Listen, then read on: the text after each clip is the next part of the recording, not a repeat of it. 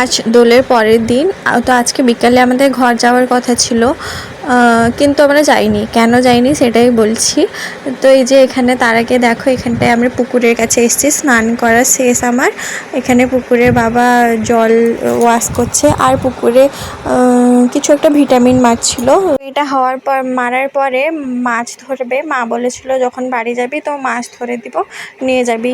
দিয়ে ওষুধ মারতে মারতে বাবা আবার ওষুধটাকে নিয়ে পাইপের মুখের কাছে রেখে দিয়েছে। দিতে দেখো এই যে পুকুরে গোলাপি জলটা পড়ছে, আর পুরো পুকুরটাই এরকম গোলাপি মতন হয়ে গেছিলো। তো তারপর এই ওষুধ মারার পরে বাবা মাছ ধরবে। আমি আর সেখানে থাকিনি, পালিয়ে এসেছি, কারণ ঘরে বাচ্চা ঘুমিয়েছিল। ছবি তুলি।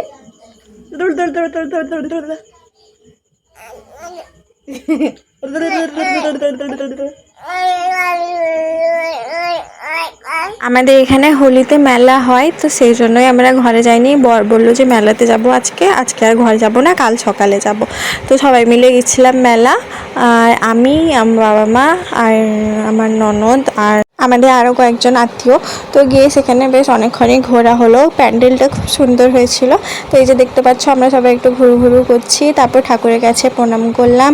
আর একটু আগে দেখতে পেয়েছিলে যে ওকে কীরকমভাবে রেগেছিল আমার উপরে, জানি না কী কারণে, হয়তো মানে বেরিয়েছে, দেরি হয়ে গেছে সেই জন্য। তো রেগেই আবার আমার সঙ্গে ভিডিও করছিল। আর আজ হচ্ছে সোমবার, আজকে ভিডিওটা দিচ্ছি, এটা হচ্ছে শনিবারের ভিডিও। দুদিন লেট হয়ে গেল, কারণ এই ঘরে আসা, তারপর এই সব কিছুর আর অন্যান্য ভিডিও শ্যুট করতে করতে এগুলো আর দেওয়া হয়নি। এডিটিংয়ের আমি টাইম, মানে ভয়েস দিতে টাইম পাইনি। এডিটিং করেছিল কিন্তু ভয়েস দেওয়া হয়নি। তো দেরি হয়ে যাচ্ছে, কিছু মনে করো না সবাই যারা দেখবে ভিডিওটা। তো তারপর মেলা থেকে, সেখানে প্যান্ডেল থেকে বেরিয়ে এখানে মেলাতে এসে, ছোটো মেলা বসে, এখানে এসে লস্যি খেয়েছি।